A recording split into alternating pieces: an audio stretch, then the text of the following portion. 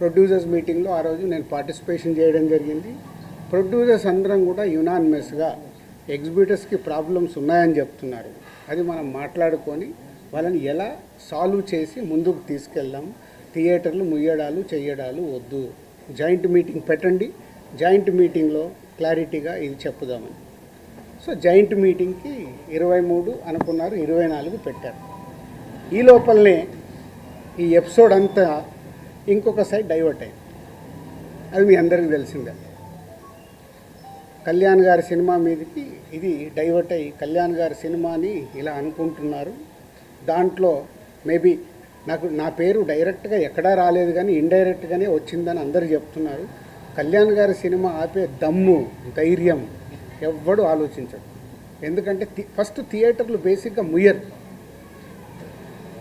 ఈ రోజు వరకు థియేటర్లు ముయ్యడం అనేది నా 30 ఏళ్ళ సర్వీస్లో నేను షూటింగ్లు ఆపుకున్నాం. ఎందుకు? మా బాధలు ఉన్నప్పుడు ఆపుకునేదైనా సాల్వ్ చేసుకోవటానికి. కానీ థియేటర్లు ముయ్యడం అనేది ఈ రోజు వరకు జరగల. అది ఎపిసోడ్ కాస్త కళ్యాణ్ గారి సినిమా మీదకి తీసుకెళ్లారు.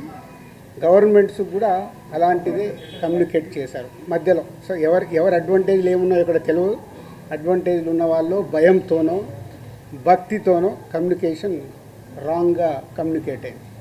సో అప్పుడు దుర్గేష్ గారు మినిస్టర్ నాతో మాట్లాడడం జరిగింది. ఆ రోజు కూడా నేను చెప్పాను, సార్ థియేటర్లు ముయ్యరు, అది జరిగింది, జాయింట్ మీటింగ్ ఉంది, జాయింట్ మీటింగ్లో క్లారిటీ వచ్చేస్తుంది.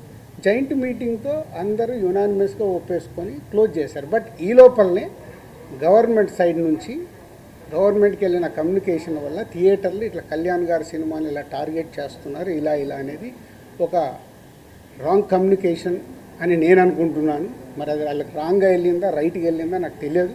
But my point of view wrong కమ్యూనికేషన్తో కళ్యాణ్ గారి సినిమా మీదకి తీసుకెళ్ళారు.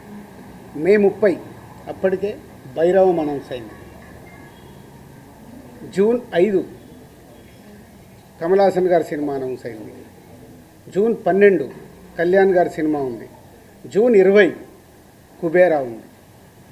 సో ఈ నెలంతా కంటిన్యూగా సినిమాలు ఉన్నాయి. అలాగే జూలై 4th మేము ముందు తమ్ముడు అనుకున్నాం, మన కింగ్డమ్ అనౌన్స్ చేశారు. దానికి మేము ఇంకా జూలైలో ఇంకో డేట్ చూస్తున్నాం. ఇలా జూన్, జూలై, ఆగస్ట్, సెప్టెంబర్ కంటిన్యూగా సినిమాల ఫ్లో ఉంది. ఈ టైంలో ఇండస్ట్రీని ఎలా మనం కాపాడుకోవాలి ఉన్న సినారియోలో ఏప్రిల్ మే అనేది is a main season for film industry. Total మనందరికీ తెలుసు ఏప్రిల్ మే టోటల్ థియేటర్లు మూతపడ్డాయి. మేబీ సినిమాలు సరైన సినిమాల్ని మనం ఆడియన్స్కి ఇవ్వక, ఐపీఎల్ వల్ల ఏ కారణం చేతైనా ఏప్రిల్ మే అనే కీ సీజన్, సినిమా ఇండస్ట్రీకి కీ సీజన్, సినిమాలు లేక మూతపడుతూ ఉన్నాయి థియేటర్లు. ఇవన్నిటికీ పరిణామాలు ఎక్కడి నుంచి ఎక్కడికి వెళ్ళాయి, అసలు లోపల ఏముంది, బయటికి వచ్చింది ఏంటి? మన శాస్త్రం ఉంది. చిన్నప్పుడు సార్ నేను పాము చూశాను ఒక ఆయన అంటాడు, పక్క ఆయన వెళ్ళి అరే ఆడికి పాము కాదు పడిగిప్పిందట అంటాడు. ఇంకొక ఆయన మూడో మనిషి దగ్గరికి వెళ్ళి పడిగిప్పడం మీద బాబు కాటేయడానికి కూడా వచ్చిందట అంటాడు. యాక్చువల్ మొదట ఆయన చూసింది పామునే, పడగైంది, పడగకెళ్ళి కాటు. అంటే ముగ్గురు మనుషుల్లో ఎంత కమ్యూనికేషన్లో వెళ్తుంది. లోపల థియేటర్ వాళ్ళు ఈస్ట్ గోదావరిలో మొదలైంది. ఇప్పుడు ఆ ఈస్ట్ గోదావరి మొదలైన ఆయన మొన్న ఒక దాంట్లో ఇంటర్వ్యూ కూడా ఇచ్చాడు. ఆ వ్యక్తి ఇంటర్వ్యూ కూడా ఇచ్చాడు, ఏం జరుగుతుంది ఏంటి ఇండస్ట్రీ అని. ఆ వ్యక్తి ఇప్పుడు తీసుకొచ్చి దాన్ని మొత్తము తెలంగాణకి కనెక్ట్ చేసేసాడు. ఏప్రిల్ 19 ఈస్ట్ గోదావరిలో ఆయన అధ్యక్షతన మీటింగ్ జరిగితే అది ఎక్కడికి తీసుకొచ్చారు.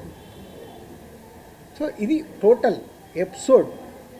దీనికి ముందుగా నేను అందుకే దుర్గేష్ గారికి ముందు థ్యాంక్ చెప్పింది ఏంటంటే 9 రోజుల్లో ఎక్కడెక్కడో వెళ్తుంది.